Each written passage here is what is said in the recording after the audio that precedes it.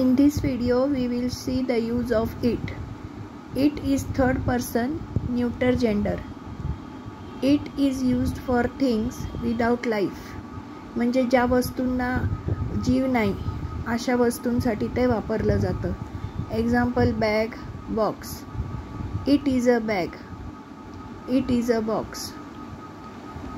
It is used for animals if their gender is not given.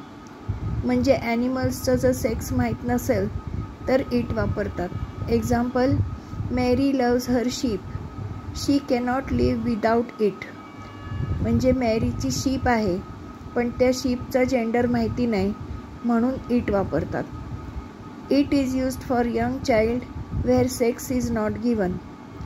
ज्या छोट्या मुलाचा sex माहीत नसतो त्याच्यासाठी इट वापरतात. Example I saw a child, it was playing. पुढे it is use to refer to some statement. एखादं विधान केलं असेल तर त्याच्यासाठी ते वापरतात. He is telling the truth, I know it.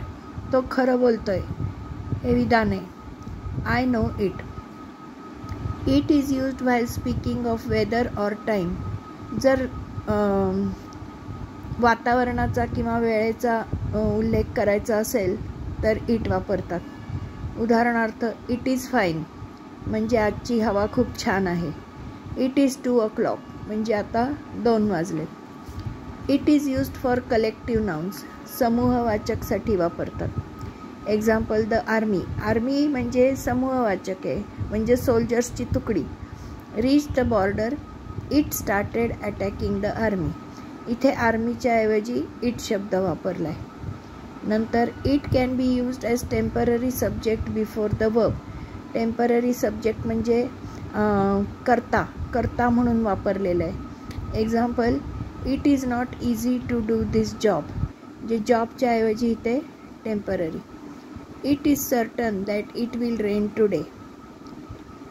It is use to give emphasis to noun किंवा प्रोनाउन. म्हणजे त्या नामावर किंवा त्या सर्वनामावर भर देण्यासाठी वापरतात. इट इज यू म्हणजे तू होतीस ती हू बिगॅन द डिबेट. जिनं ते डिबेट सुरू केलं. इट वॉज आय म्हणजे तो मी होतो. हू केम हिअर फर्स्ट मी इथे पहिले आलो. It is used as indefinite nominative of important verb. क्रियापदासाठी वापरतात. इट रेन्स म्हणजे पाऊस पडतो.